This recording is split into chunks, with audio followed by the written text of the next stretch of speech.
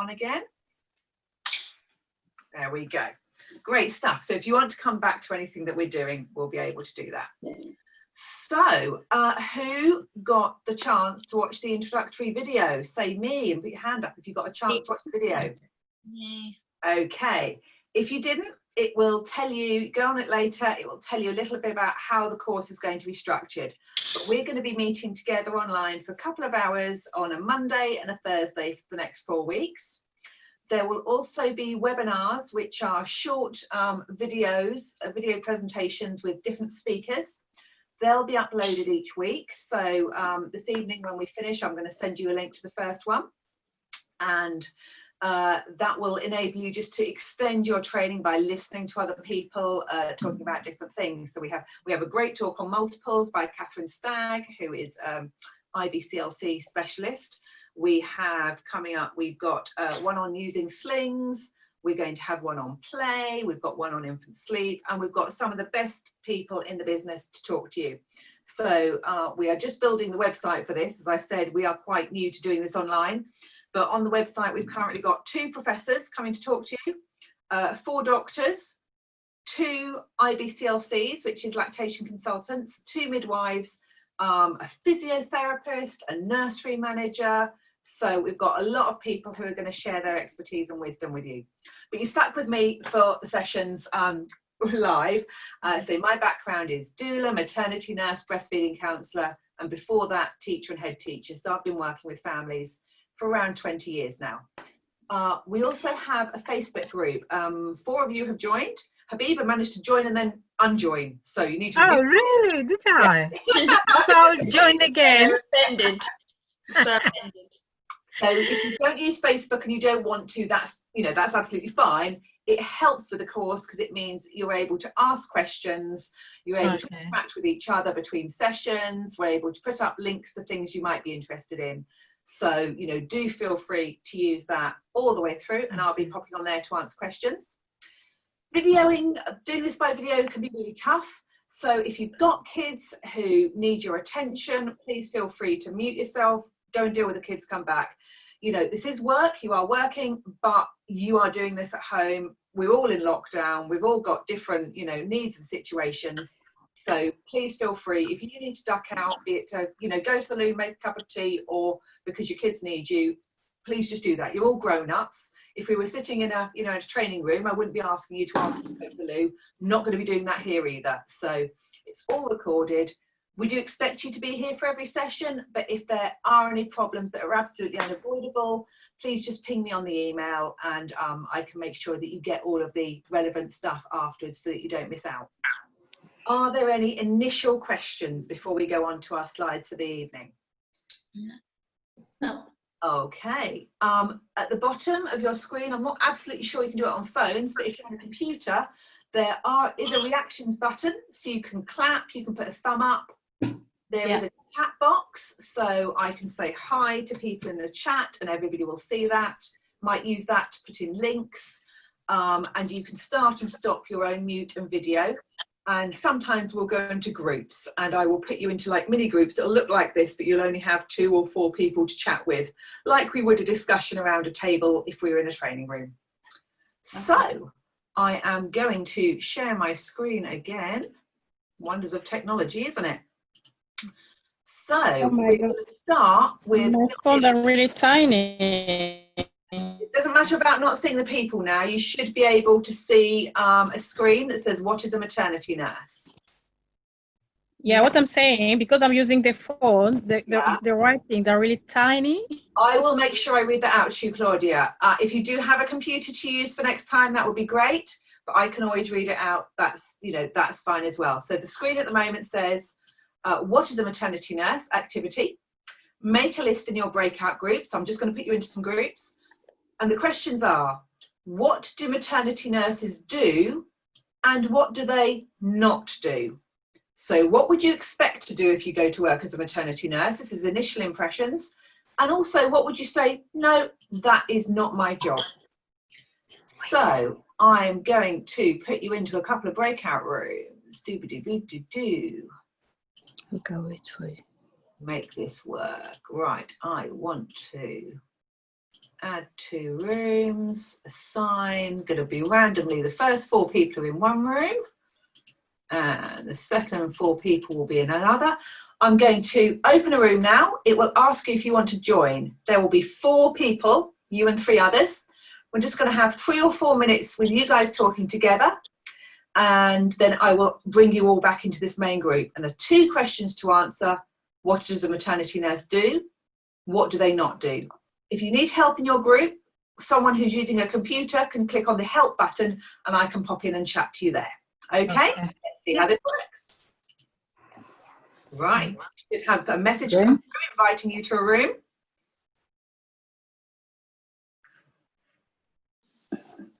Okay. Great, people coming back, that worked well.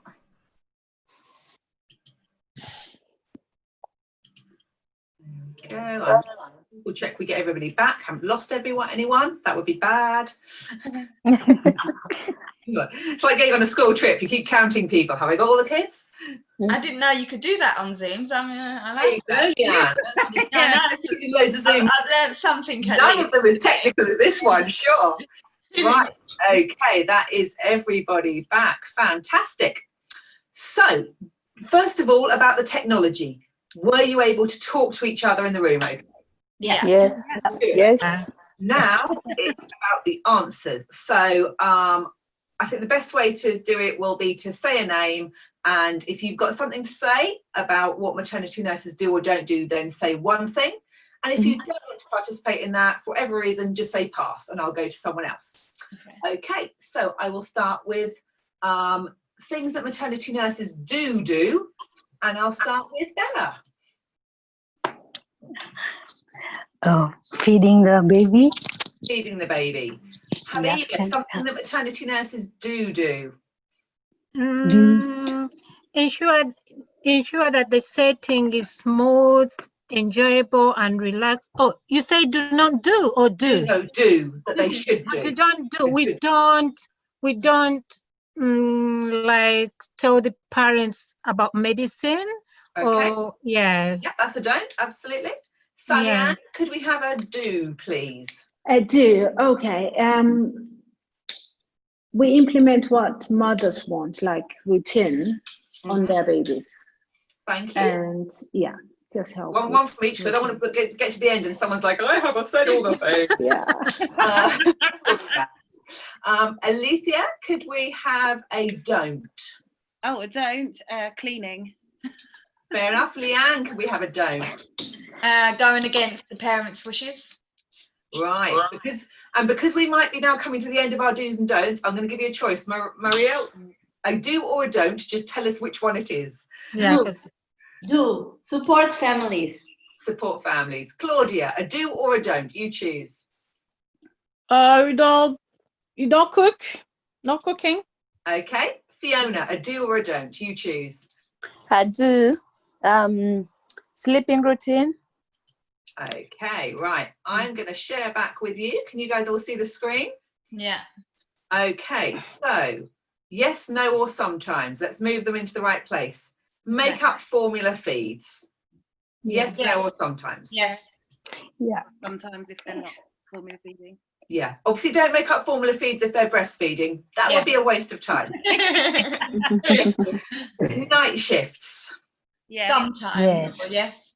Yeah, we do. We do. Yeah. I mean, it depends on the job you take, It right? depends on the job, but most maternity nurses are going to be employed day and night. That's traditionally what the role is. Yeah. Establishing routines. A definite yes? Yes. Yeah. Yes. No, or Yes. sometimes? Yes. But that is sometimes because it depends. Because some families may not want a routine to be established. They may be Thank you. Yeah, Top they have marks a for right gold ready. star to Alethea. Sometime. This is not a definite yes. This is a what does the family want?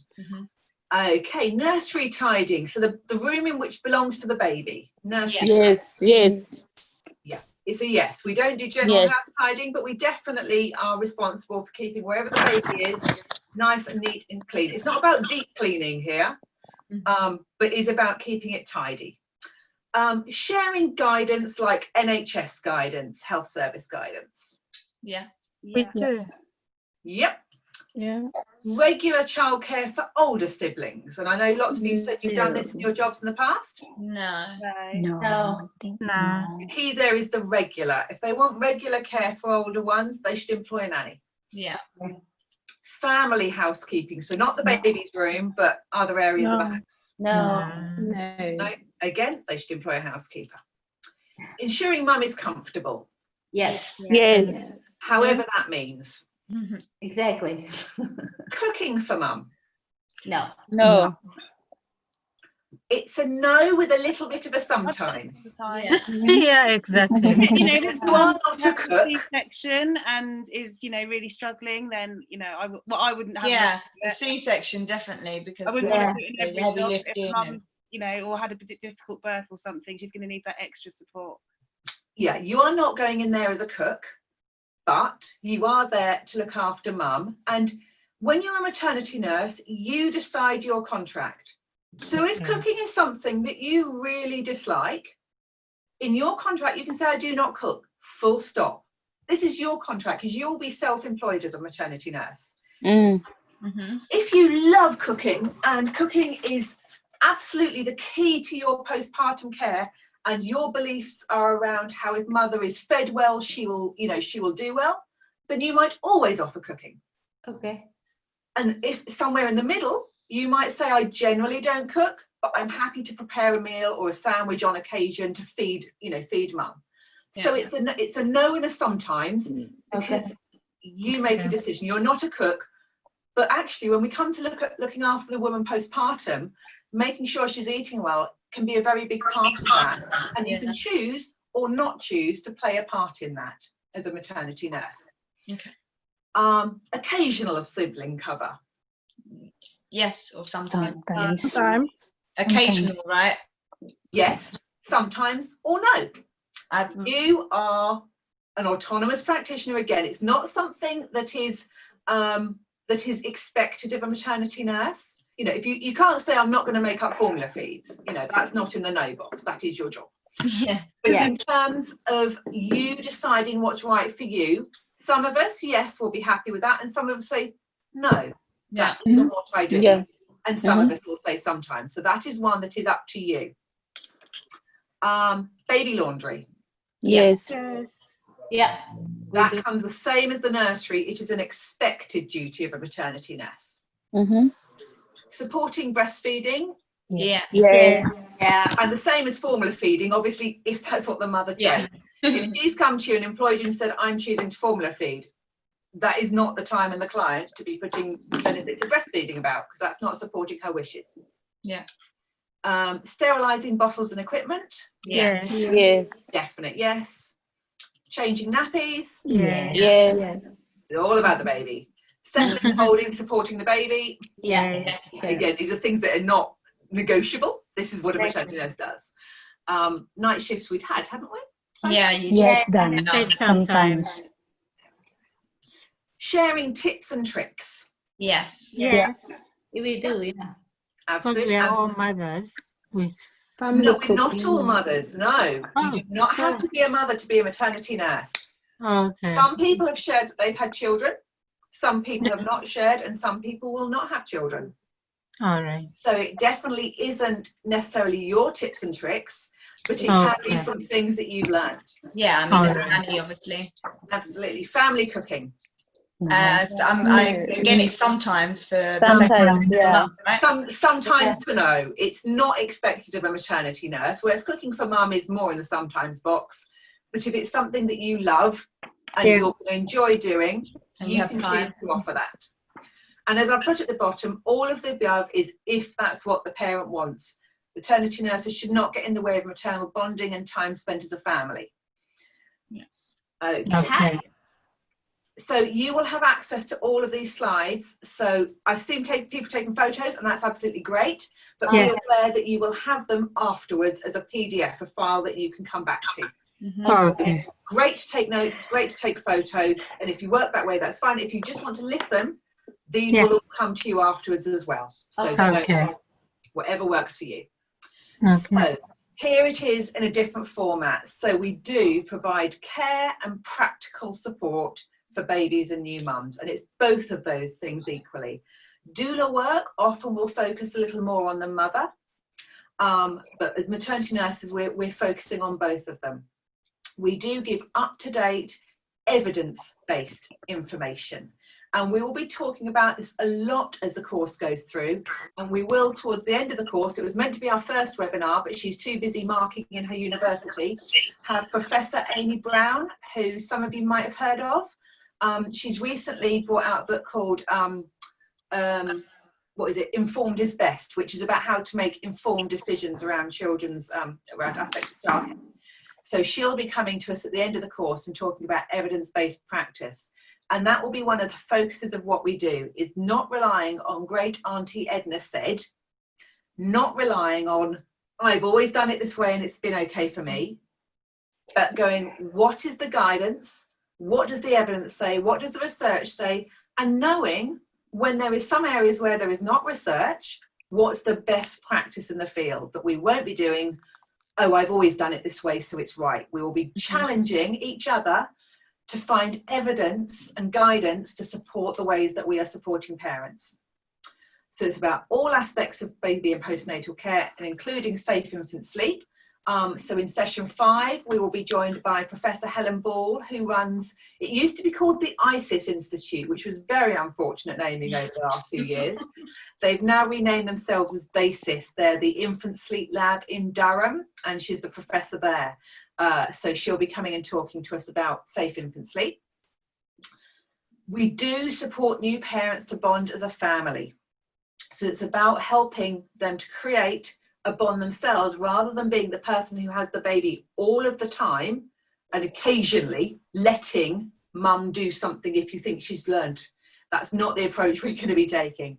Some clients will want you to have more baby responsibility than others, and it's up to the parents to decide where they want that boundary to be. But we will not be going in there as we are the ones who look after the baby, and we will let you do that when you're ready. It's about what the mum wants and meeting her needs and how she wants to run her family. Supporting the feeding of the baby following the wishes of the mother. So we're going to have sessions on supporting breastfeeding, supporting combination feeding, supporting formula feeding. And we're going to learn the evidence around all of those so that we can give information, but we're not going to be advising parents on how to feed their baby. That's going to be their choice, but we're going to be able to know about what the pros and cons are so that they can make the right choice for them. And then whatever choices they make, supporting them fully in those choices. There you go.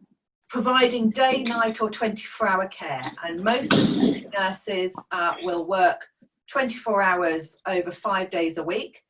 In session 7, we're going to be looking much closer at what maternity nurse contracts look like, what families are expecting.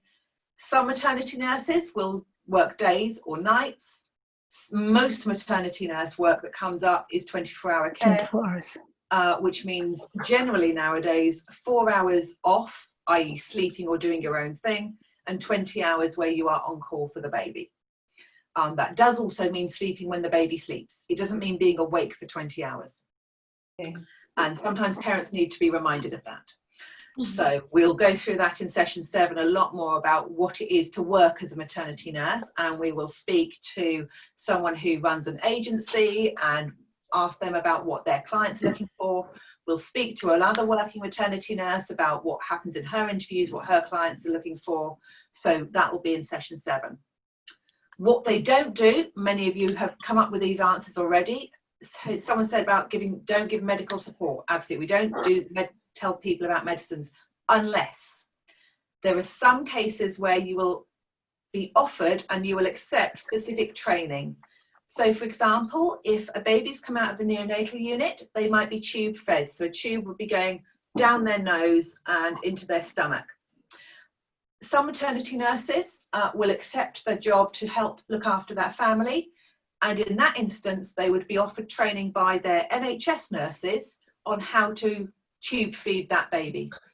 And it's actually not something you just learn to do once. You get that training again for every single baby you look after in that circumstance.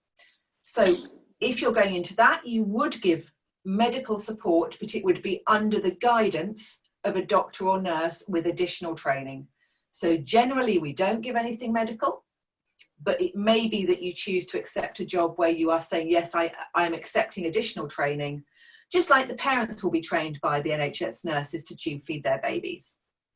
But we're not nurses, which is odd why we're called maternity nurses. So sometimes we put maternity nurse brackets non-medical to make it really clear that we are not a nurse. And it's super important not to call yourself just a nurse, as in the UK, that is what's called a prescribed occupation. You can only call yourself a nurse if you have gone through nursing training. Same thing with doctor, midwife, you have to have gone through those particular trainings to use those titles. Anyone can call themselves a doula. Anyone can call themselves a maternity nurse. You guys are doing the right thing. You're choosing to do the training, but it's not mandatory. Your aunt, next door neighbour could go tomorrow and say, I'm going to be a maternity nurse, and offer herself to or himself to clients. So you are doing some certified training, but it's not a legal requirement. You cannot say you are a nurse unless, is anyone a nurse with RN training and currently registered? No. Some maternity nurses will have that as additional training previously, but unless they are currently on the register, again, they couldn't say they were currently a nurse. We don't diagnose. We might say to a parent that, yeah, often babies get rashes, and often, it looks like that when it's a heat rash, but we're never going to say, that's a heat rash, you're fine, don't worry. Yeah. Okay. Because we're not a registered medical professional. So we're going to, in session 2, be hearing from a registered midwife about normal newborns and all of the interesting sort of things that they get in terms of blotches and splotches and rashes, all sorts of funny things. So we'll learn about them and we can give parents guidance about them. That looks, a lot like it could be a heat rash. Shall we look together on the NHS website at rashes to help you make a decision about what to do? Okay. But those diagnosis decisions must always rest with a medical professional. Same thing with a tongue tie. If you don't know what a tongue tie is, I'm just going to open my mouth for you. That little bit down there, which most of us have, is a lingual frenulum. And some of those are shorter and tighter, and they get in the way of babies feeding. We'll learn about that in the breastfeeding module. But we as maternity nurses do not have training as a tongue tie practitioner. So we won't be going, that's a tongue tie. We will be saying things like, some of the things that your baby is doing would make me consider a tongue tie, and this is the professional I think you should refer on to. And we'll be talking to a wonderful midwife and tongue tie practitioner, Carmel Gentle. It's one of the webinars, or session 4. And she will be talking us through what that might mean. But it's, again, something we will tell parents is a thing, and that these are signs for it, and this is where they can go and get further advice. So a lot of being a maternity nurse is around knowing your boundaries, knowing your scope of practice, and not going in there being the expert in everything, because that's the way to get sued. And more importantly, that's the way where babies fall through the net of saying, oh, that rash was fine, or that was a tongue tie. So we're going to leave those things to the health professionals. We don't advise or tell parents to choose certain parenting practices above others. So we will learn about babies and routines, we will learn about attachment parenting, and you will, over the course of your life so far, the course of your parenting journeys if you have children, and over this maternity nurse course, will come to some decisions about what feels right for you in terms of how best you like to support parenting and what kind of parents really chime with your ethos. But we will never tell parents to do one thing, not the other. That is around helping them to have evidence-based and informed decisions and supporting them. Some things there are guidelines on. Safe sleep. So we will be telling parents, this is how you put your baby down safely to sleep, because that's a guideline. But in terms of parenting choices about how they want to be parents, that's up to them. And we'll be thinking later today about what kind of clients we would like, because it's really important when you're working with people 24 hours a day, 5-6 days a week, to be somewhere that you are happy. And to be somewhere you are happy, you need to have really thought through what kind of clients you want to work with, what sort of parenting practices they might want for you to fit together and chime with. because or else there's going to be, you know, discord in the house. And we don't provide regular childcare for older children. That is a different role. That's the role of a maternity nanny or a normal nanny. Any questions at the moment? Okay. No. At 8 o'clock, we're going to have a 5-minute wee break, just so you know. In case anyone's like, shall I go? Hello. Hello, can you hear me, Claudia? Yeah, it's Claudia. Where can we download the PowerPoint document? I will be emailing that out to you. So that will all come on the email. And you'll be able to look through it again and ask any questions. Okay. All good? All right. Yeah. Thanks. So, a little who is who. And I'm going to read it because I know a couple of people are on their phones, which makes it more difficult to see the small writing. Maternity nurse non-medical, our full title. You're self-employed on a series of short-term contracts. That's why you can be self-employed, not employed. Providing specialist support to families in the immediate postpartum weeks. Postpartum means after birth. Sometimes they're called newborn care specialists. That's an American term. You might hear NCS, newborn care specialist, often used by American parents. Maternity nanny. That's a nanny who is employed by the family, so may well be there for 1, 2, 3 years, who specialises in babies, but will often stay well beyond the baby period. Postnatal doulas. They're self-employed again. They may work with several families simultaneously. Often, not always, but often doulas will offer daytime or nighttime care by the hour, rather than maternity nurses who tend to live in to offer their care. They focus on care of the whole family and particularly on their mother rather than providing baby care. Night nannies, again self-employed on a series of short-term contracts, sometimes for multiple families, so that's families with twins and more. Often working 8 to 12 hours overnight, so doing the night shift. And then a nurse, as I said, was a protective title for those with special medical qualifications. Right, so normal maternity nurse work, generally 24 hours a day with a 3 to 4 hour break. And 4 hours, ladies, is the UK industry standard now. Do not be offering 3 hours unless you are really sure that's the route you want to take. It is very tiring looking after someone else's baby. So 4 hours is a really good break to take. Often that will be in the morning because you have been the main carer overnight. So often you'll find that when mum, you know, wakes up from having her sleep, even if she's been breastfeeding and waking up, she'll still be having sleep during the night when you're looking after the baby. So often in the morning, 8, 9 o'clock is a good time to hand over and to take your 4 hour break. What you do with your break is up to you. Most of us sleep, but if you need to go to the gym, if you do yoga, if you want to read, if you want to phone your family, that time is your time. The family cannot interfere with that time at all. Personally, I just need to sleep. Maybe phone my kids, mostly sleep. But that is your time, and you should not be called on to look after the baby in that time unless it's an, you know, it's an emergency and, you know, there's a doctor's appointment or something. Generally 5 or 6 days a week, and that is written in adverts 24/5 or 24/6. Okay. So when you're looking at adverts, that will be what to look for. And you, again, you're self-employed. You decide whether that's right for you. You can go in and negotiate. If it's a lovely looking job, but it's 24/6 and you don't do weekends, put yourself up for it. Talk to the parents. If you're the right person for them, negotiate. Jobs should rarely be 24/7 though. That is unsafe. Working all of the time, every day is unsafe. And actually, Eden Nannies put up a lovely guide recently to salaries for maternity nurses and put 24/7 on it. And I emailed them and said, oh, did you mean that? And they said, no, it's a typo, it's a mistake. So the agency should not be expecting 24/7 working. Occasionally, at the very start of a job, you might agree to do the first week as 24/7. So maybe a family with twins is coming home from hospital and you're like, okay, for the first week, because I've had a good week off between jobs and had a lot of chill time, I will offer that.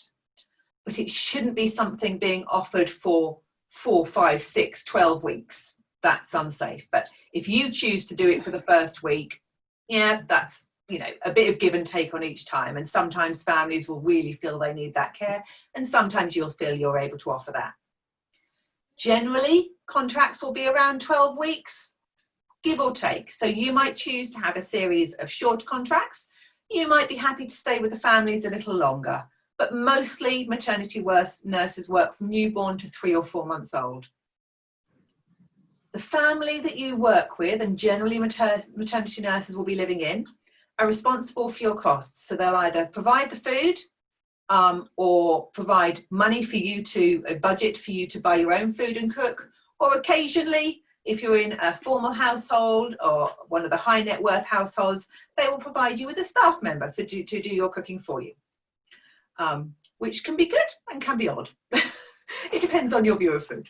So I prefer to cook for myself, but again, it's up to you what you choose to do with the family.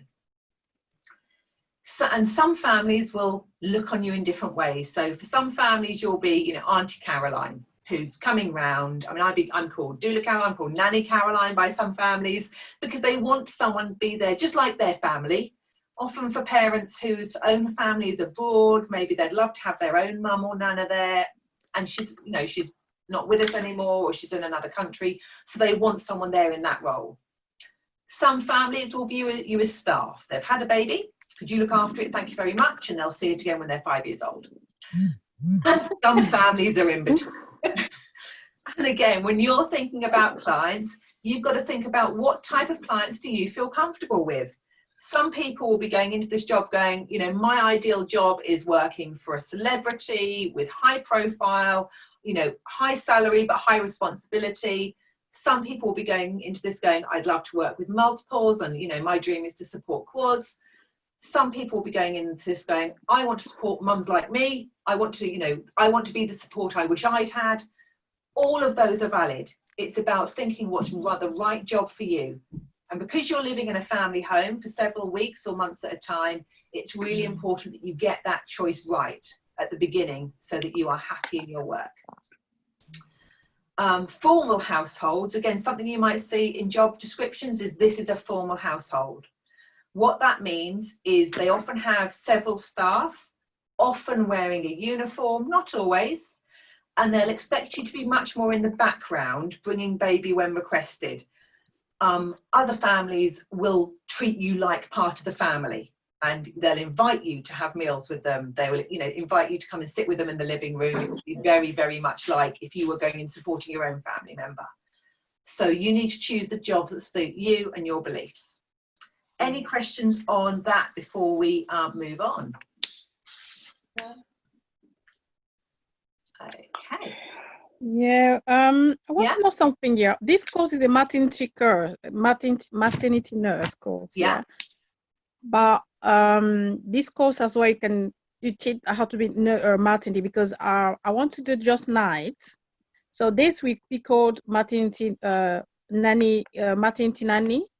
Maternity, you could say maternity night nanny or maternity night nurse. People will use different terms. Yeah, because this course is maternity nurse, yes? Yes, so talking about nanny, yeah? So you do provide the same course. It's the same course, nanny and maternity course, maternity nurse. This will equip you to do all of that work, and then you will choose whether to go for jobs which are full-time during day and night or just nights. So this when course is night is nanny. Well, when we go, we tend to call the nights a night nanny or a night maternity nurse. It's because the job is not like a doctor or a nurse, only it means one thing. Different people use different words for it. So you will get everything you need to do the night work, and it's your choice just to do night work instead of nights and days, because babies are babies night and day. They don't change. So everything that you get taught will be the same for nights, apart from you're going to get more sleep than the ladies who are doing 24-hour jobs. So that's really the only difference, is that you will get more sleep, and generally you wouldn't be living in the family home. For nights, normally you will travel to them and come home yourself, but some families will offer you accommodation. Mostly for nights, you'll be coming home to your own accommodation. It's all completely relevant. All right, thank you. So, going to have an activity now, and it's a personal activity. So we're going to incorporate our loo break in this. So if you need to pop off, cup of tea, whatever, do that. And I want you to think about your ideal client. Where do they live? Literally, where do they live in the world? Not just in the, you know, in London or a city. Where in the world would you like to be working with this work? What sort of household? Formal, informal? Do you want to work with first-time parents? Is that your love? Do you want to work with bigger families? Do you want to work with multiples? How long a contract do you want to do? I'm just going to put an extra space in there, realised I had a typo. Really important, what kind of parenting values? Are you going to work with families for whom routine is absolutely key? Are you going to work with families who are super attachment? What is right for you? What's important to you? Do you want to work with families of a particular religion or background? What's important for you? What kind of person are these clients? And I'd like you to draw or label your ideal imaginary client. Hopefully you've brought with you, as per the email, a pen and a paper or something to take notes on. So I hate drawing. I wouldn't draw. I just do a stick man and labels. You can write a list. You can do a drawing, whatever works for you. But at about 8:05, we'll come back and we'll chat through who is our ideal client. And I'll tell you about Wendy, who's the lady in the picture, and baby Mia, and why she was my ideal client. I didn't know it until I went, and then she was. So, so you can keep your videos on, you can turn your videos off, but at 8:05, we'll come back together. So if you need a loo break or a tea break, now is a really good time. I'm going to leave the screen on so you've got those questions to answer. And we'll come back and we'll share about who our ideal client would be. Okay? Any questions, I'll be here. Okay. Hopefully Habiba's going to hear us in a moment and come back. Right, so we'll go round, and if you can say 2 things from your list or show us your drawing. So 2 things from that list about your ideal client. What's really important to you? Fiona, can I start with you? Who's your ideal client? Can you speak a little louder? Sorry, I didn't hear that. No, I'm still reading, sorry. Oh. Where did they... I don't even know. I don't know what to start from. Okay, do you want to go in a little bit? That's absolutely fine. I'll go next, yeah. No worries. Sorry. Maria, can we come to you? Yeah, cool. Oh, I would love to work for a family that travels around the world. That's my dream. Absolutely. And that won't, and that's really important. That won't be the dream for everyone, because I you know, know. people have got, you know, children or commitments at home that they would not like to leave behind. Some of us do want to leave them behind. That wouldn't work. You know, me leaving my dogs, not good. But traveling around the world with your family, very, very, very possible in this career. I know. Fantastic. And yeah. shall I tell Please, you? another thing about your ideal client. My ideal client should be very respectful, honest, and kind for me. Good. So it's about the values that they hold as people, for sure. Leanne, can I come to you, please? Oh, yeah. I would prefer informal, but I would say if it was formal, to be more hands off. So I would be like the sole carer if it was formal. Yeah. The values of a parent, I'd say it would be like to be patient and open-minded. So, for example, like trying different things with the babies, because obviously, like you don't know what your baby likes or wants. So, just in that way, be open-minded. Okay, great. Claudia, can I come to you? Yeah, I don't know what number is this. I want the client be polite, kind and polite, and nice as well. It'd be really important to assess. And I would prefer to have contract. Pardon? I said it'd be important to assess the interview, how they treat you. If you want them to be polite, looking at how they're interviewing you, are they responding to your emails? Are you getting the right vibe and feeling from them? Exactly, yes. Yeah. I think if they're polite, that when you go for the interview or when you start, we can see that the first time if they're polite or not. Yeah. I don't know if they can hide it, and then find out that they are not, but I don't know. Yeah. But if they're not polite, I can't stay. I can't work with people who are not polite at all. And Fiona, sorry. No, do I have you another one, Claudia? yeah, I would like to have a contract from 1 to 3 months. Mm-hmm. So Yeah. short-term commitments. Yeah. Yeah, 1 to 3. Great. So if they want more, yeah, we can think about it, about to start. But that's not right for you immediately. Yeah. If they're happy and I'm happy, why? And you're very they want keen me to do the stay, yeah, nights. I can go for 4 or 5.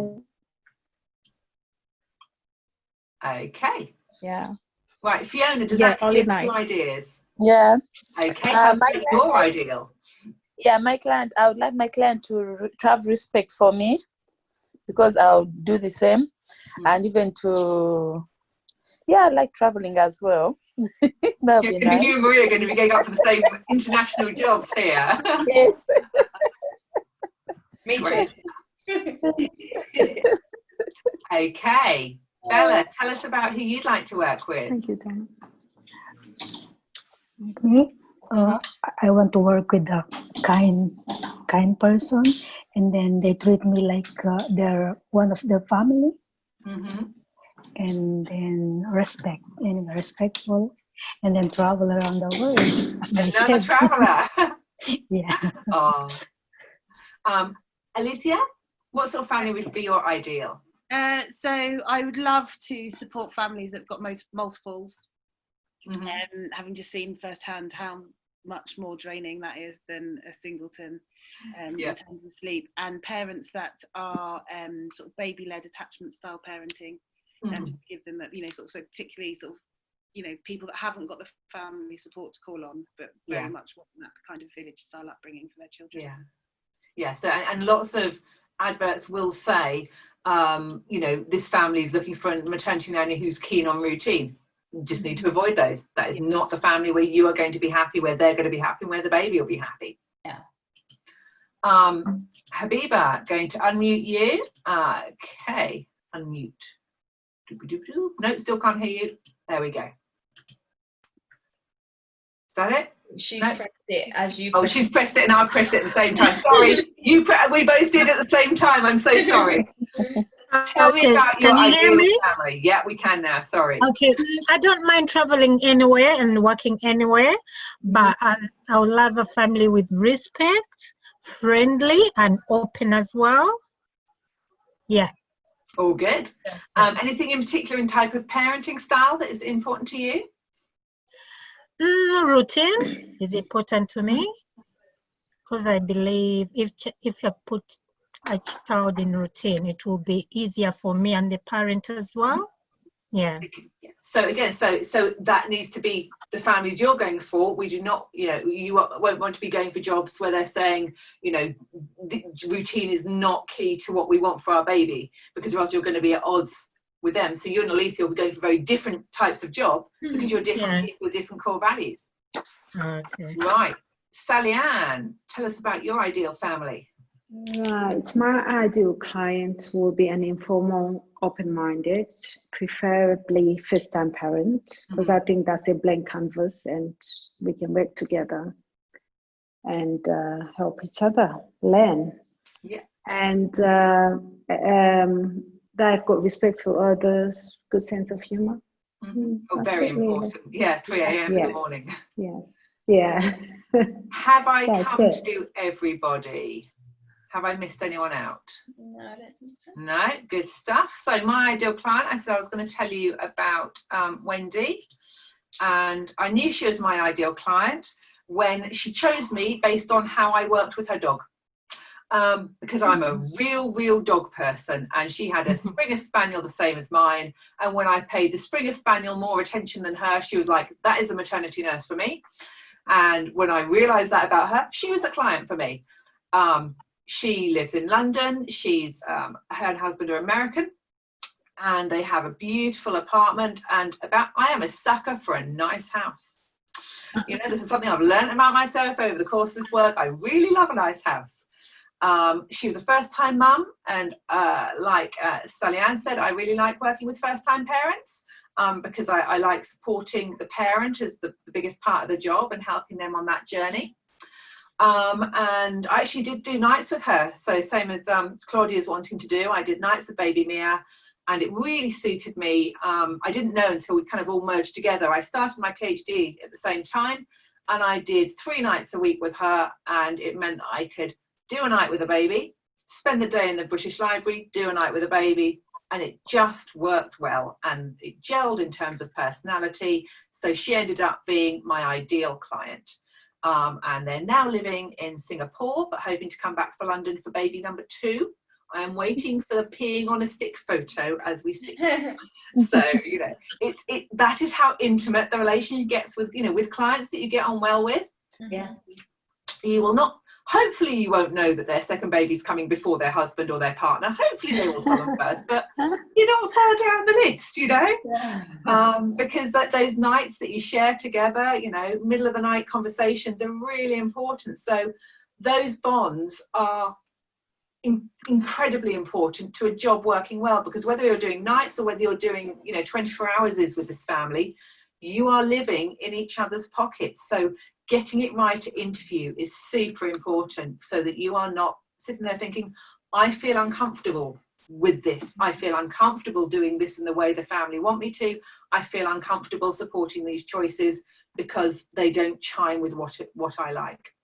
So you are self-employed as a maternity nurse, you are interviewing the client as much as the client is interviewing you, which is going to bring us to our next activity. I am going to put you into rooms, and these rooms are going to be pairs. So I think I've done it, so it's someone that you haven't chatted to before, but it doesn't matter. If I have got that wrong, it doesn't matter. I would like you to briefly interview your partner. Now, this is not a mean interview. This is not a, you know, give us your last 5 years of jobs. I want you to find out in a kind way from the person you're with, what are their strengths as a maternity nurse? What are their parenting beliefs? And that's not around necessarily them as being a parent, that's around what are their beliefs around parenting in general. What's important to them, and what jobs do they particularly enjoy doing? So this is not a job interview. You're not trying to, you know, be mean to anyone. You are trying to find out about them, because your job will be to prepare and present back to the group about your partner. So they won't be telling us about them, you will be telling us about them. So take notes. Okay. You're going to be telling us all about your partner's strengths, why they are going to make a great maternity nurse, what sort of families are going to love working with them, what things in the home they're going to particularly enjoy doing. You know, some of us like baby washing, some of us don't. Let's find that out, because we're all different people. I do not understand the people who enjoy the ironing. Maybe there are some of you there who enjoy the ironing. You are not my tribe right now for that. Let's find out about each other, what is important. And then you'll be presenting back, so prepare for that. Okay, so I'm going to open the rooms, and it's pretty random, so you might or might not have talked to someone. I'm not sure what I've done with that, but have fun. And I'm going to give you 10 minutes, because you need to interview each other. So after 5 minutes, I'll give you a little heads up that if you haven't stopped already, now is the time. Okay? Mm-hmm. Any questions? Everybody understand? Understand. All good? Right. Put your help button up if you need help. I'm going to open the rooms. Did I mute? Right. You ready? Nearly everybody back. Couple more people.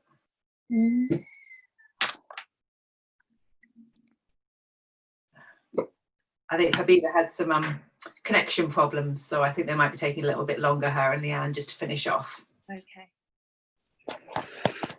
There we go. Okay. So we are going to feed back on each other. So you're going to choose someone, and they're going to introduce their partner and tell us all about, if we can remember, what their strengths were as a maternity nurse, about their parenting beliefs, and what's important to them, or what jobs they like doing. Okay, so do I have a volunteer to start with this one? I'll start. Thank you, Alethea. Right, who are you going to tell us about? So I'm going to tell you about Claudia.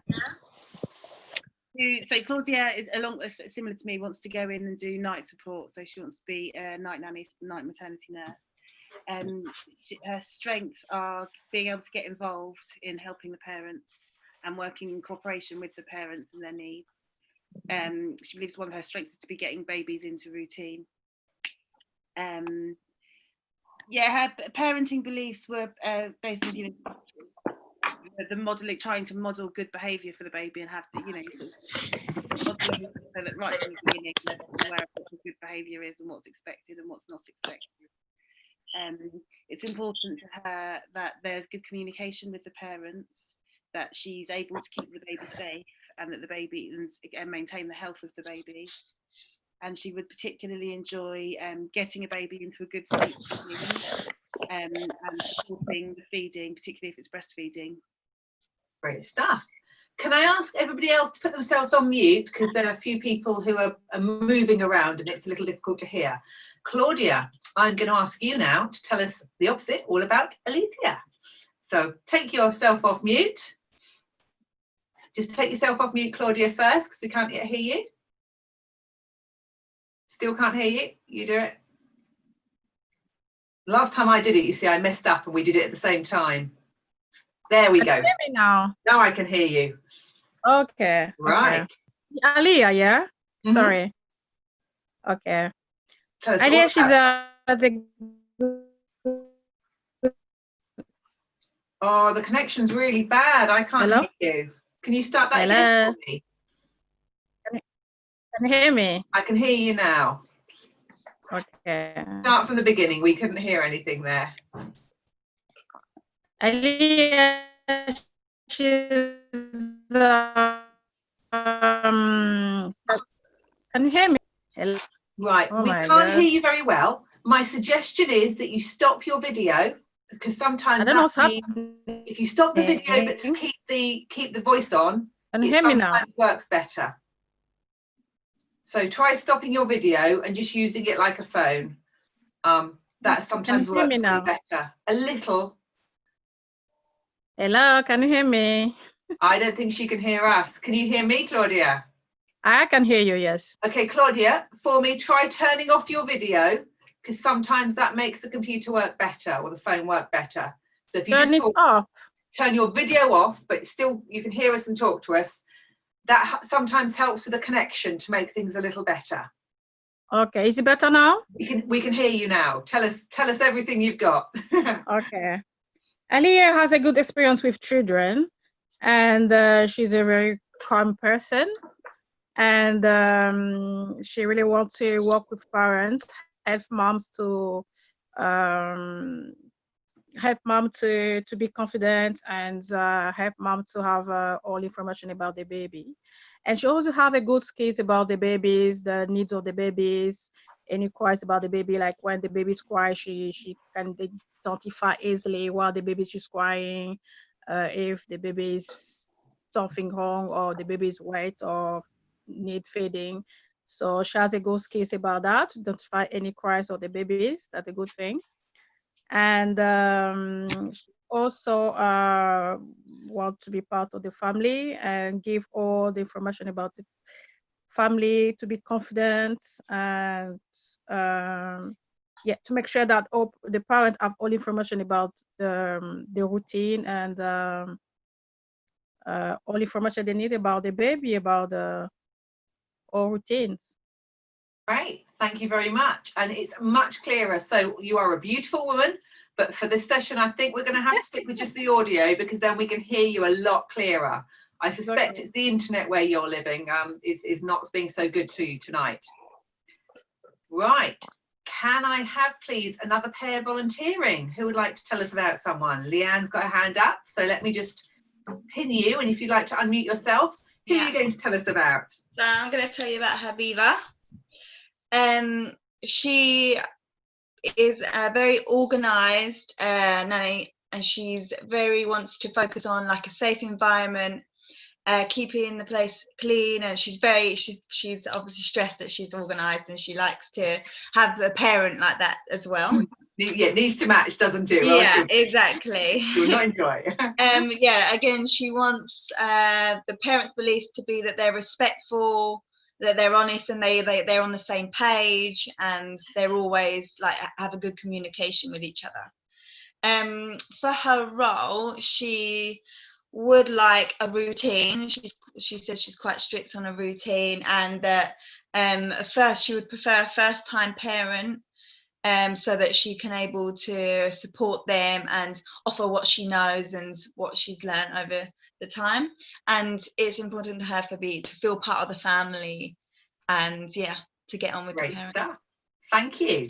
Sorry, I had Aviva, lost. I'm going to ask you to tell us all about Leanne now, please. Oh, sorry, I had lost the Make me shy. connection. No, don't they? Rihanna, his strength was her confidence with childcare to bring an open mind with a parent and believe in what she's doing. She's quite important is connection with communication with the parent and enjoying the outside door, playful with it, but she would love to work with twins. Yeah, she loves twins. Great stuff. Thank you very much. Which pair would like to come next? Who'd like to talk about their partner? Sally Ann, right? If you want to unmute yourself, who are you going to tell us about? I'm going to tell you about Maria, Mm-hmm.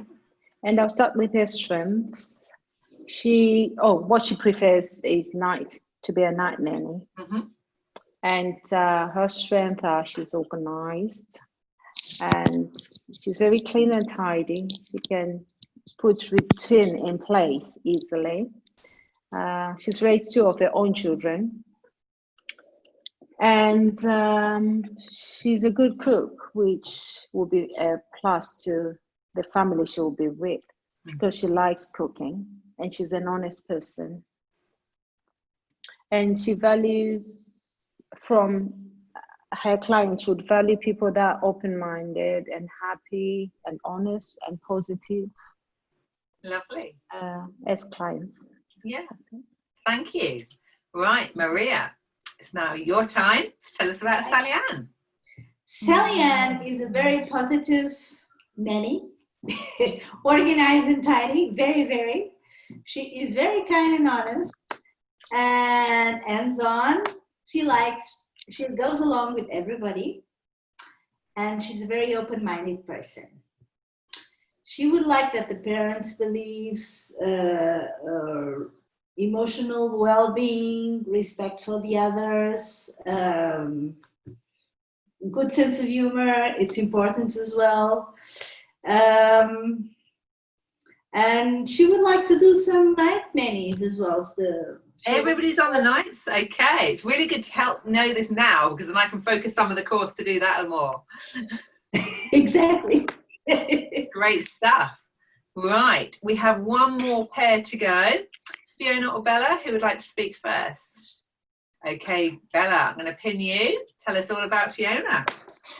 Fiona is a responsible one, and then she wants always the baby to be happy, and even the parents, so that everyone is happy. And then she's very organized. She wants all the things in place. Mm-hmm. And then she loves to take the baby out for a fresh air. Mm-hmm. And then good communication for the parents. And then she's enjoying the baby for the feeding and playing with the baby. Oh, lovely. Now, Fiona, can you tell us, if you unmute yourself, tell us all about Bella. Bella, she's a supportive nanny, and she likes playing with the baby, and she likes supporting the mom during feeding. Yeah, and she's tidy and organized. Yeah, she likes taking baby to the park. Mm-hmm. Oh, you both meet up at the park, because she said you like fresh air as well. Yeah. Mm-hmm. Fantastic. Thank you very much, everybody. So hopefully you had a chance to really think about today what clients are right for you and what you are right for clients. Well, you know, what strengths you have and what you're going to be bringing to this role.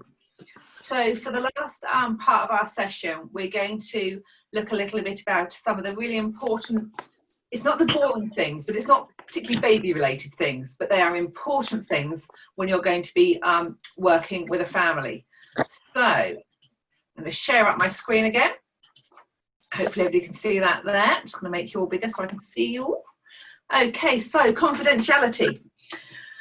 Whether or not, and I'm reading it because I know that some people are watching on their phones and it's tough for them to see, whether or not a family is classed as a VIP or very important person, and some maternity nurse contracts will say that they're a VIP family, or they're an HNW family, a high net worth family, or an UHNW family, an ultra high net worth family. These are kind of private jet kind of level people. Whether it's that or whether it is your next door neighbour, maintaining confidentiality is key to the maternity nurse role.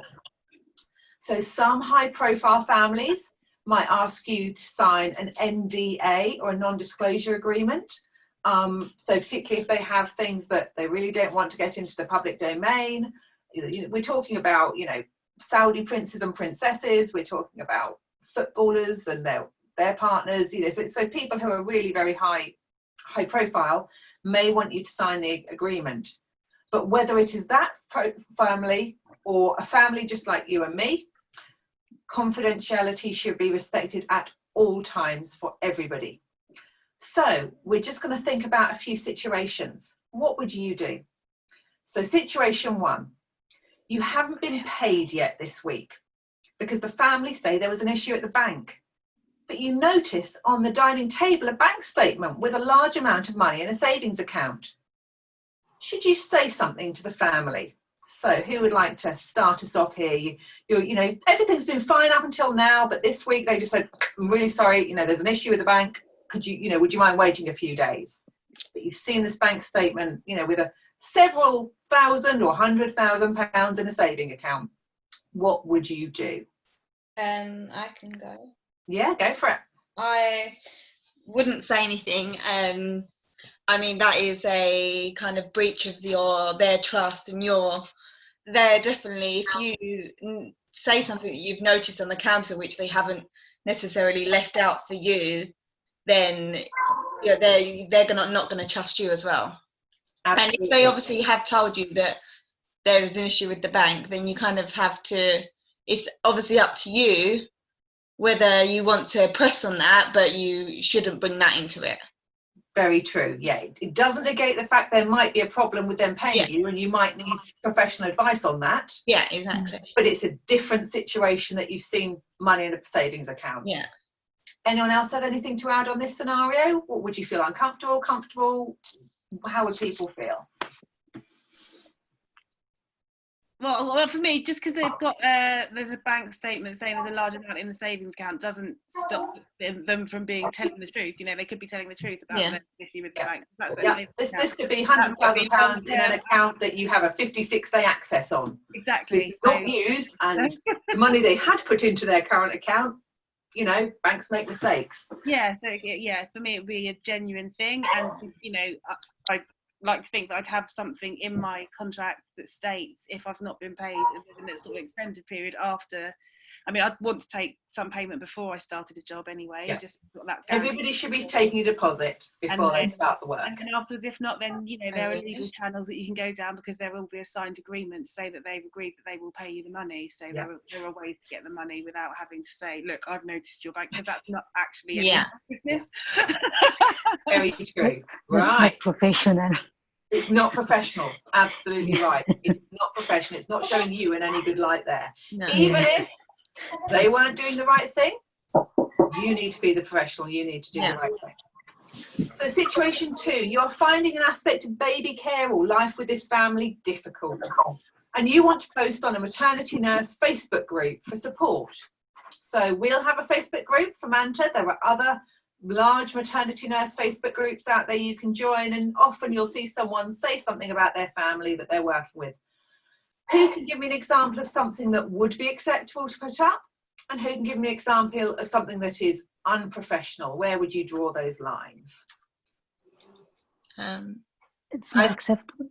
I would say unprofessional is specifics within the family, like any details about the family's home life or anything that isn't related to you and the care of the baby. Anyone else got some views? Yeah, Not mentioning the names as well of the family. Absolutely, not mentioning names, because you don't know who knows who knows who. It's actually a very small world. I know. Yeah. trying to be objective rather than subjective. So if you've got an issue, trying to slightly take yourself out of position and just describe the situation rather than pouring all of your emotion into it, which is instantly going to make people go, oh, they're awful. You know, there are two sides, aren't there? Stories. Yeah. And never post in the Facebook anyway about the family that you're working with. Yes. Never. That is a breach of confidentiality to talk Yeah, about. confidentiality. Yeah. So there are ways around this. In the doula forums, we have what's called permission to post, or PTP, which means a family have said that they're happy for you to get advice. Yeah. So there are some situations where you're like, gosh, I've never had a child with that before. Would you mind if I talk to some of my peers and colleagues? Because I'm sure there'll be some other people with some advice on this. Yes, I have. So you can put up something that says, you know, I've got permission to say this. You're still not giving any details, but, you know, this baby has so-and-so medical condition. Has anyone had any experience that they could help me with? Or has anyone got a paediatrician that they'd recommend for this? So that's one thing you can do. Another thing, if you want to post, is it's okay to vent as long as what you're saying is about you, not about them. I am in a post where I am finding things difficult. My emotions are doing this. Is very different to I'm in a post where dad said this and dad said that and mum said this and mum said that. So it's posting about you and your feelings rather than posting about what a family has done. For some situations, you will want advice. You know, is this normal? Do families do this? And you can phrase those in a way that's not about the family you're working with. This family that lives in Kensington's doing this. But what would people say if you were asked to travel abroad and you hadn't agreed it in your contract? What would you say if you know, you're working with a family and you look after the older one as a favour, and now they're expecting you to do it every week? So you're not saying it's this family here. You're saying, what do people do in situations like this? And it's really important then to take out any extraneous details. So you're not saying, you know, I've been asked to look after the 2-year-old and the 6-year-old. You're saying, what would people do if they were asked to look after older siblings? Occasionally you have a situation where you want to find out who else has been in that home, maternity nurse wise, or you've got a family where you've had some very uncomfortable experiences and you want to warn people off. You have to be even more careful in that circumstance not to post. So it can be acceptable to say, I have a concern around a family I'm working with. If anyone has recently worked with twins in Kensington, please could they let me know and I can discuss this on a phone call. And then you could, you know, people like friends say, well, I've been working with Daisy in Kensington. And you could say, oh, no, not my family. Or I've been working with Daisy in Kensington. Oh, you know, would you mind if we had a conversation professional to professional? And you do that off social media. And you, again, you're not saying anything, sharing anything confidential about the family, but you might be asking, you know, when you worked with this family, were there any issues? So there are ways to do that off Facebook, off social media, remembering that anything that you type on the internet can be screenshotted and sent. And you will never know if the maternity nurse after you is their friend or is a friend of a friend or someone's, you know, that there are groups. So if you have something that you really want advice on a particular family, and I've been there as well, it's like, gosh, I seem to be in this person's 16th maternity nurse. Something isn't right. Does anyone recognise a situation in Kensington where there have been many, you know, many maternity nurses with 4-week-old twins? Please let me know, and then we can have a conversation, you know, on the phone, offline. So there are very few situations where that might be appropriate, but it's never going to be appropriate to type up. I have seen the worst on maternity nurse forums. I have seen people screenshotting text messages, including sometimes details or the parent's name. Oh, really? No. Yeah, really. Not hugely unusual. So don't be that person. Think about asking these things in a way which is not identifiable, or if you really, really need to identify someone because you have a concern, take the conversations offline. Right, situation 3. Oh, I love this one. You're staying in a beautiful house. I love my beautiful house. I went to not Saudi Arabia. Where did I go? Went to Abu Dhabi, and no word of a lie, it was a palace. It was a palace. It was a sort of place that my mother and I would go round, a Sunday afternoon and take photos of. And you want to post photos on your Facebook account to show your family. Is that acceptable? No. No, it's not. No. No. I've had it's not acceptable. I've had nannies that are like going into that. For example, they've got an Instagram where they're promoting like they're just starting up an Instagram, and they've got permission from the parents to post some things of like equipment, child equipment, or them changing. Permission means everything. You'll have a video later where I think it's video 8 where I'm talking about equipment in the nursery. It's not my nursery, people. It's my client's nursery. All of that, including her baby in the shot, is with her full written permission. So that if they come back, they have the option to withdraw that written permission.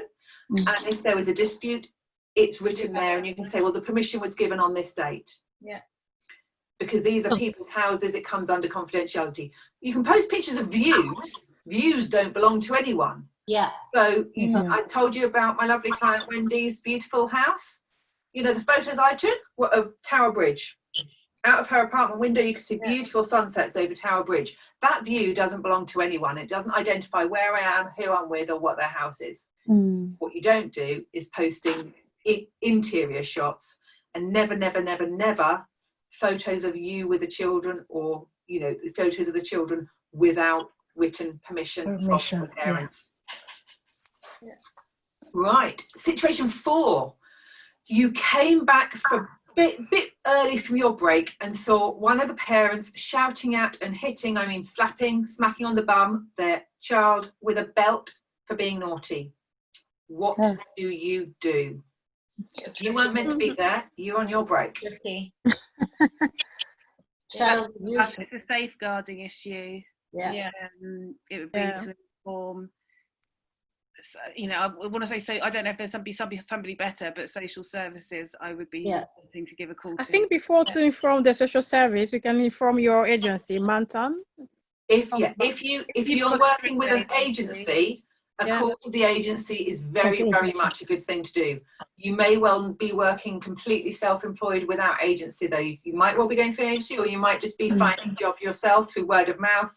You get to a certain level in this business, and people come to you because they know how good you are. Yeah. So if there is an agency, yes, go for advice.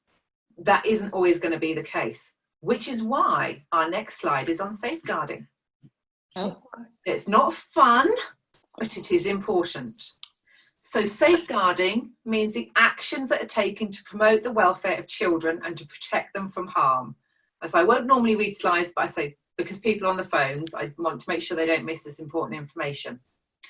So safeguarding is protecting children from abuse or maltreatment, preventing harm to children's health or development, ensuring they grow up with provision of safe and effective care, and it's taking action to enable all children and young people to have the best outcomes. And those definitions are from the NSPCC, or the National Society for Prevention to Cruelty to Children. Child abuse is unfortunately the most common harmful action carried out against children around the world every day. Child abuse is any deliberate behaviour or action that endangers a child's health, survival, well-being or development, or is neglecting of their child's needs. There are 4 different types of child abuse: physical, emotional or psychological, sexual, and neglect.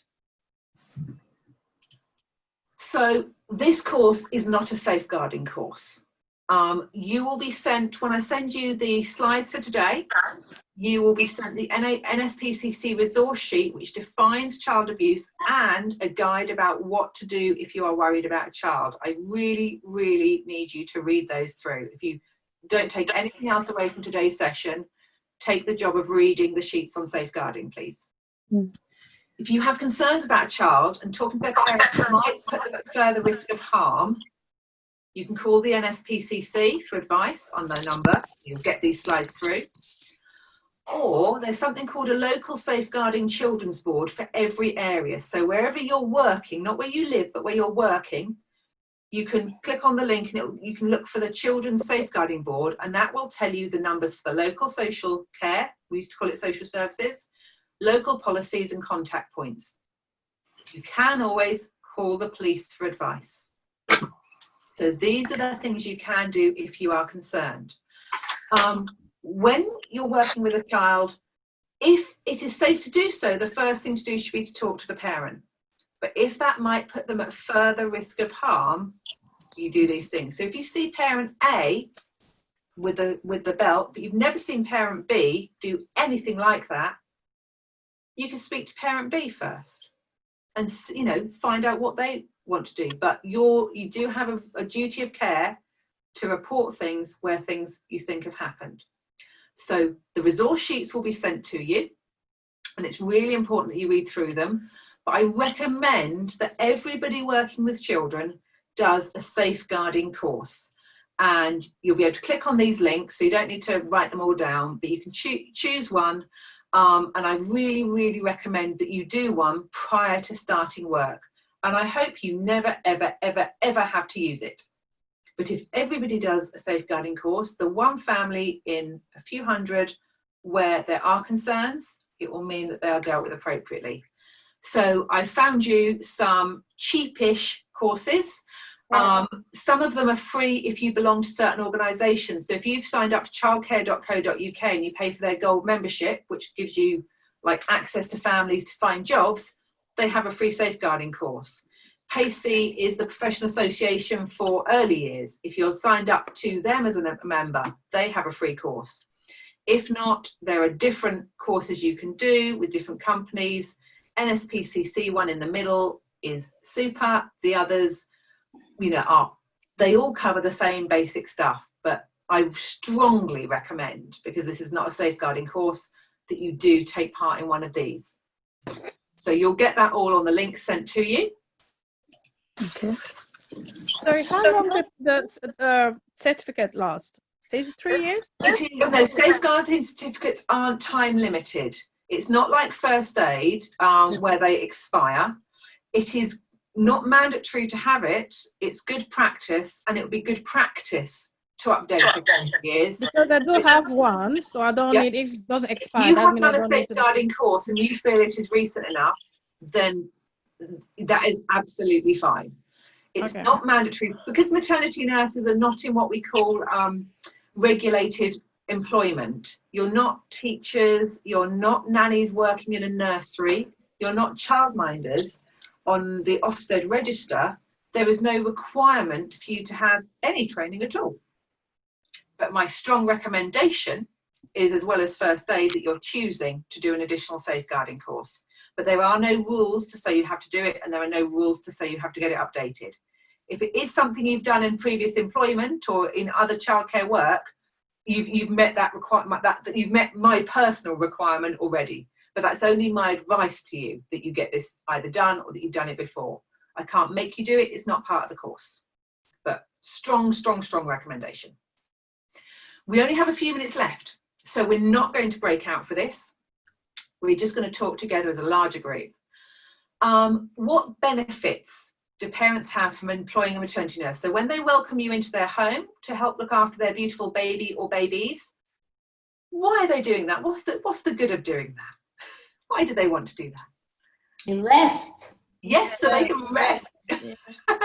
I think, yeah, just so that as well they can kind of give their baby 100%. Well, like they have had a good rest, so they're not feeling like they're doing a bad job or whatever. And obviously, you're there to help them do that too. feel that. What other benefits are there of having someone come into their home? They can focus on their older children. Yeah. If they've got children already, they can, you know, maternity nurse can come and deal with everything, all the baby aspect care. So that new baby coming in, there's no resentment built between the siblings because they've still got, you know, their parents' attention. Yeah. Focus on themselves as well. Support. Say that again. Also, they can focus on themselves. Yeah, they have at the time for same themselves as a couple. Thank you. They can They get, also- they can get support. Ella, did you say that again? They can get support from the Yeah, maternity support from you, nurse. learning from you. Yeah, to learn. Absolutely. Yeah. They also get time. Yeah. They also get time to. Sorry, it's me. They also get time to go out as a couple or to visit friends. Yeah, without their kids. Time off. Yeah. Yeah. And also, And- Leanne? I've just forgotten what I was going to say. That's okay. Someone else is going to speak as well. And some parents, after giving birth, they do depressed. They can't really look after the children. They Yeah. have like baby boom or something. So And support with they have postnatal depression. Yeah. yes, yeah. Mm-hmm. And firstborn mothers need help as well, like take them around the routines and everything to help them out. Yeah. So giving them advice or you know, helping them to fall into their new routine. Yeah. And I Yeah. think obviously some parents go into it not having any idea what they want. I think you could change that to most parents. and then they employ a maternity nurse not even knowing what they want from it, and then they kind of learn along the way. And yeah, a lot of it is my friends had one and recommended it, or my mother's paid for this because she says I'll need it. So that actually it might not be coming from the parents saying this is what we wanted, but it's actually external things saying this is what you should have, or this is what everybody in my social circle has, or this is what my family think I need. So what tensions or problems might arise from employing a maternity nurse? And obviously you are all lovely, but what problems might occur with having someone in their home? You know, they're also adjusting to being new parents themselves. I mean, yeah, it could be obviously feeling like they maybe feel a bit not neglected, but like there may be some jealousy with a parent as seeing their child with another person. Especially if that other person is very, very, very good at very good with the baby. Straight away. Settling the baby, or And space as well. Yeah. You're in their space. Absolutely. And not everybody lives in palaces, funnily enough. You know, people have maternity nurses in small London flats. Yeah. So space can be a real premium, and you're on top of each other all the time. And methods of doing things. You discuss stuff in the interview, and you sort of like, you know, go with the basics. What does the parent want? How do you? But then there's going to be small things that you haven't discussed that may come up as either you get irritated by the family, or the family gets irritated by you the way you do something. So. All things that are not even small, that you went in there and you were like, you know, I'm an attachment focused maternity nurse, you're an attachment focused family, and they get there and the baby comes and they change their minds, or vice versa. They were, you know, super into routine, they wanted a routine focused nanny, and actually mum decides that all she wants to do is lie and breastfeed in bed all day and chill with a baby. So things can change which were unexpected in interview. Even you can stop them from eating what they want in order to breastfeed the baby, like teaching them what to eat and what not to eat. Okay, we will come to that in the breastfeeding session, because there is nothing you need to eat or not eat if you are breastfeeding. So we will come to that when we learn more about breastfeeding, but actually there aren't scientifically any foods that you need to avoid, unless we're talking about a baby with a lactose intolerance. We will come to that, but generally it's a free-for-all.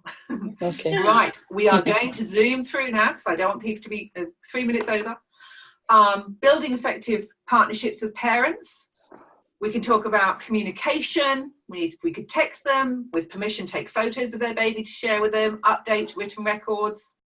Acknowledging them as experts in their own baby is really important. You may know a lot about babies, but the mum particularly has been carrying this for 9 months. She knows all about this baby. Listening and empathizing with them, acknowledging their concerns without minimizing them.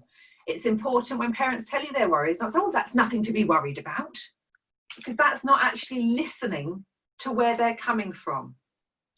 Not taking sides if there are 2 parents in a house, or there's a parent and a grandparent or another family member. Managing your boundaries, friendly, not friendship. Friendship may come afterwards. I personally have a 6-month rule. If someone, you know, often parents are like, oh, can I be on your Facebook?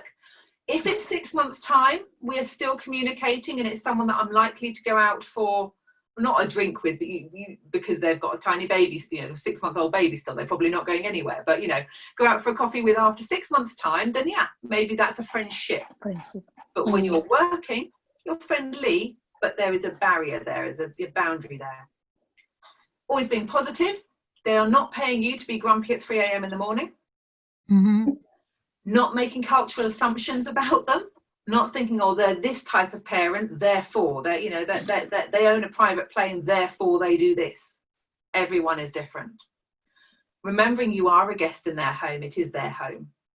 And empowering them to take an active role in their child's care. You will leave, but they are parents forever. So you might also need to build relationships with other relatives in the home or siblings of the child. There might be staff living in the home. There might be other staff that you're working with or handing over to.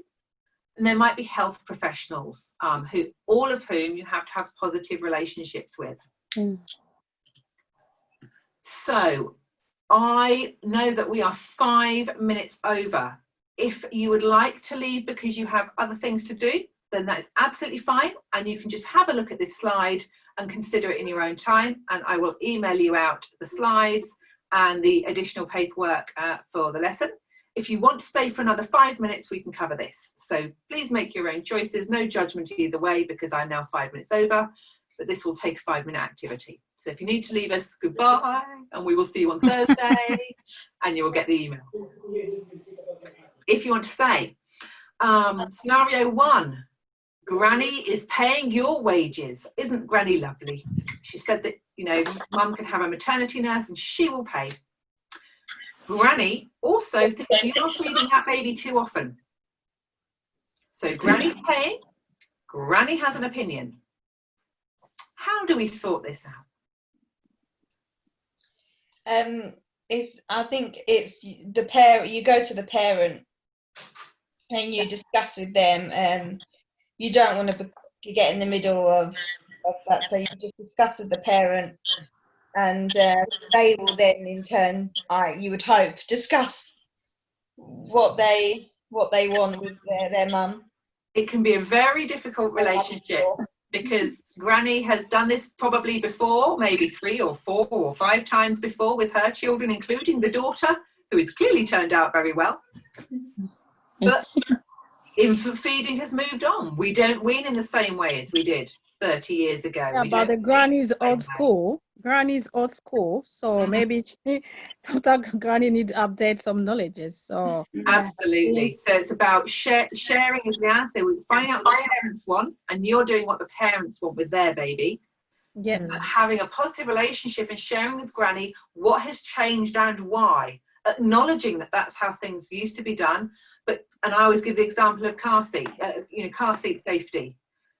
Car seat belts came in, we changed our practice. Baby car seats came in, we changed our practice. Exactly. Something else has come in, like putting baby to sleep on their back, we change our practice.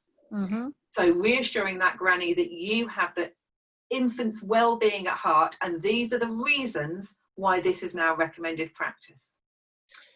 Scenario 2, the household are having a party, but baby's crying and needs a breastfeed. This is a breastfed baby, but you know, mum and dad have chosen to have a big party and they've just have the baby for the evening. Baby's crying and needs to breastfeed. I think if text before going down and like making yourself known in the party, try and get hold of them on the phone and sending some text or a call. Say, I mean, a lot of parents obviously do in that situation would have their phone to hand, and so they would kind of, you would hope that you would discuss that before and say, I think that's the key, isn't it? Discussing it before. If I need anything. Yeah, having a plan before. Yeah. Older sister who has a nanny as well, says you in the house with a baby. There's also older sister also with a nanny, keeps coming into the nursery and, oh, it's my baby brother. I love my baby brother. And waking up the sleeping baby. So depending on the obviously how long you've been there and whether you have a relationship with the nanny, you could say to the nanny, you know, is there a way we can figure out how to manage this? But if not, then you have to go to the parent and say, I need you to speak to your oldest child's nanny and get them to discourage the sibling bond at sleep time. And it's about thinking about a positive spin on that. But what we could do is older sister could come to the park with us every day, because it'd be great to start baby on walks every day. And why don't we let the older sister choose where we go? So having positive reactions. So the key points are your employers are the parents, no matter who is paying. And your first duty is to the well-being of the mother and the baby. Okay. So today we have gone over roles and responsibilities, the importance of confidentiality and basic safeguarding, looked briefly at how to build effective partnerships and the effect of positive interpersonal relationships.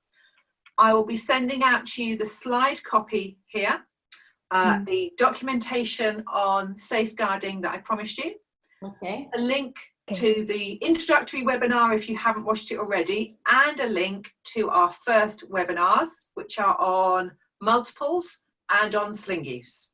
So you can watch them at any time. You don't have to watch them before Thursday. That's not homework.